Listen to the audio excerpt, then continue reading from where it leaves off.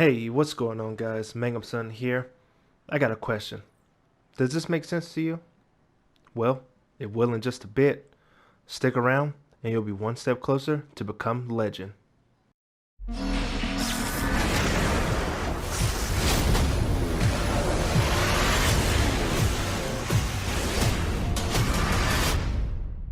Alright, guys, today we're going to be going over the Gunslinger Solar Subclass for the Hunter. We're going to focus on the top tree for today, Way of the Outlaw, and we're going to go over the 3 individual grenades that this subclass has, along with the 2 class abilities that it has, the Marksman Dodge and the Gambler's Dodge, and we're going to demonstrate and show what each individual jump looks like in real time. So we're going to go over that right now. So briefly going over the Gunslinger Hunter subclass, Way of the Outlaw. This subclass has the Golden Gun super ability, which is summoning a flaming pistol that disintegrates enemies with solar light. So by pushing the L1 and R1 buttons, this is going to activate your super for this subclass. This subclass comes with Proxy explosive knife. Throw a knife that attaches to a surface upon impact and explodes when it detects an enemy nearby. That means if you place it upon the surface when you throw the knife, such as so, it will remain there until an enemy comes within close proximity of that knife that you've thrown. But after a period of time, this knife will explode on its own. It will not last there forever. Now, I stood close to this because I wanted you to see the knife, but also let you know that that knife can hurt you as well. So, if you do it within close range of an enemy as it explodes, you could also take collateral damage from that attack. The other skill on this subclass is the Chains of Woe. Precision kills increase weapon reload speed for you and nearby allies. Now, there are some guns that suffer from long reload times. One example is the Thorn. As you see, this is an extremely long time to reload while you're in the middle of a gunfight. But if I hit that precision headshot, Chains of Woe activates on the left hand side of the screen, indicating that I now have increased reload speed. This can stack up to 3 times. Example.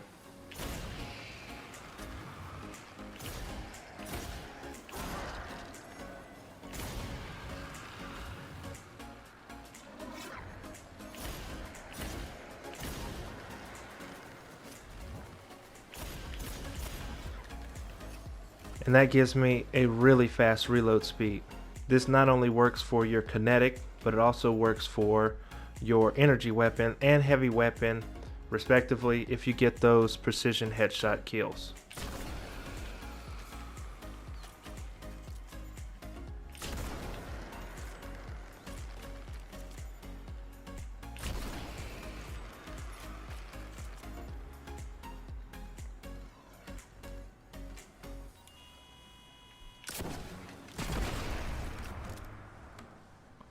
Now, the last 2 perks on here, we're going to go over at the same time, and that's going to be Deadshot and 6-shooter. Golden Gun can be fired quickly up to 6 times and refunds a bullet with each kill. Significantly improves your ability to hit with Golden Gun once Deadshot is activated. So Deadshot is just a passive ability that will not be shown on screen, but it just gives you a better target acquisition with the super while the super is active. As you see, I killed the enemy and got a bullet back. I killed that enemy and got my bullet back.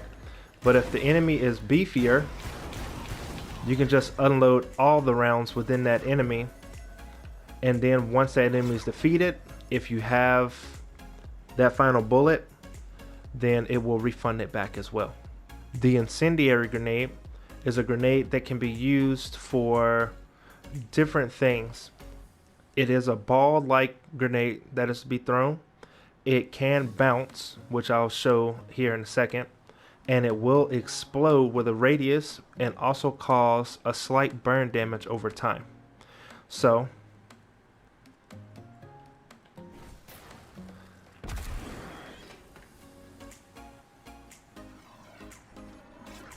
now the incendiary grenade can also be used to set up for even more elaborate plays, not only through the bouncing off of the ground, but it can also be bounced off of walls,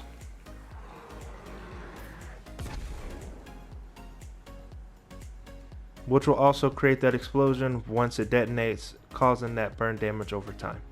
Incendiary grenades can also be used to hit an opponent directly with it, but it will not explode until it explodes, so it could also backfire on you if that enemy is a bit beefier, causing your explosion damage to do less than desired results. Now the swarm grenade is unique in its own right. The swarm grenade can be used as single target DPS, or it could be used for ad control. Now, here's what it's like when it's used on a single target as single target DPS. As I throw it on the target, it will hit the target and explode, and all the dots will come back and track the opponent that it was closest to. In this example, it had hit the captain that was right there on that platform, and captains tend to move. So that's what the swarm grenade does when you use it on a single target. Now when the swarm grenade is used around multiple enemies, it will disperse and attack the targets closest to it that the AoE effect will initially affect, which will give you a better CCN effect or a better crowd controlling effect if there are multiple enemies surrounding you. And lastly, the swarm grenade can be used as a sort of trap or a wall of sorts. So you can use the swarm grenade on anywhere and just throw it, and once it opens up, if there are no enemies around, it will remain in that area for a few seconds. But if enemies happen to come around it after it's been used, it will track and harm them.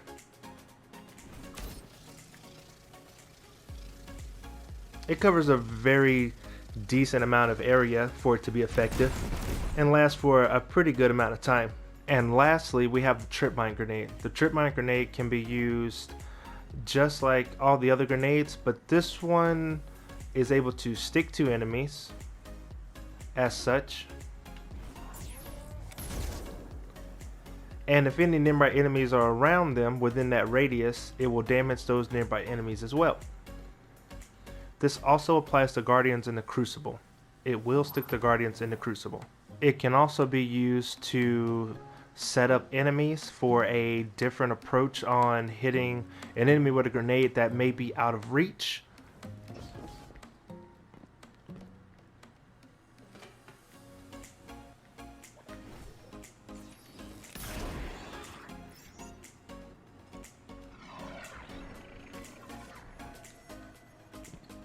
Therefore creating a threat from behind the enemy and a threat in front of the enemy, whichever you choose to do.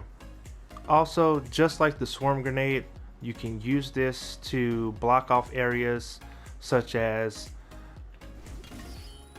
to trap enemies from coming towards you, or to have them try to attack it to get it out the way. But if the enemy isn't attacking you and you're attacking them, then the intention of the grenade worked. So this is used for more skilled players who want to control a little bit more of the space with a little bit more tactfulness. And now that the trip mine grenades can stick to enemies and guardians, this grenade has risen, in my opinion, as one of the better grenades to use. But overall, if we're looking for best damage, the incendiary grenade is going to be the one to do the most damage to enemies over time and within a good area of effect. Next we have the Hunter's Marksman Dodge. Dodge to perform an evasive maneuver with a steady hand. Dodging automatically reloads your weapon. So, as we went over before with the Chains of Woe, giving us that increased reload speed, this class ability, which is directly tied for the Hunter to their mobility, the more mobility that you have, the quicker your base cooldown of your class ability will come back to you. So, example, when we use our Marksman Dodge, we will completely bypass the need to reload, which will give us a quicker response back to the fight, especially when we're attacking bigger targets.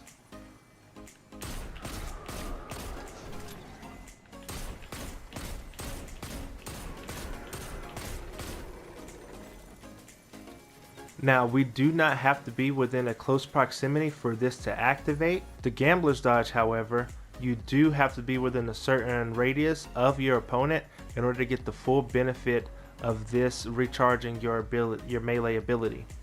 So the Gambler's Dodge, dodge to perform a death tumble, avoiding enemy attacks, dodging near enemies fully recharges your melee ability. So we're going to go ahead and put that on.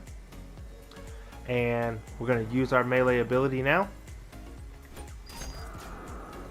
And then when we're in range of an enemy, we'll get that melee back and we're able to use it a second time. So if we combine this with our trip mine or our swarm grenade, we have more area control and a lot more uses of that. So example,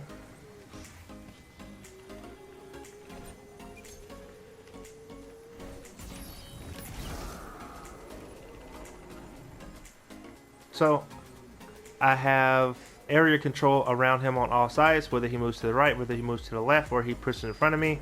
I have that area of control. Now the various jumps, starting with the high jump. The high jump is while airborne, jump a second time to reach greater heights. So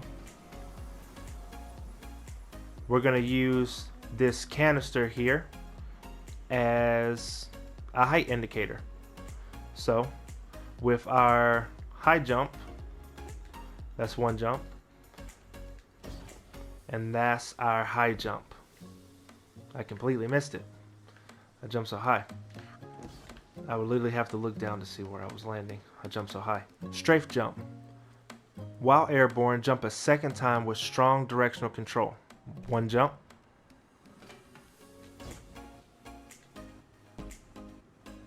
Two jumps.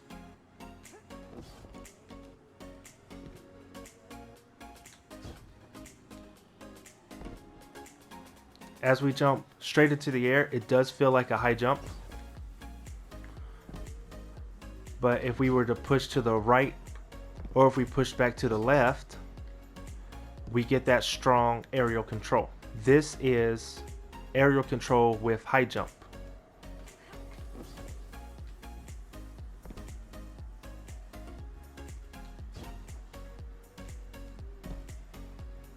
Not as crisp as the other jump. Triple jump.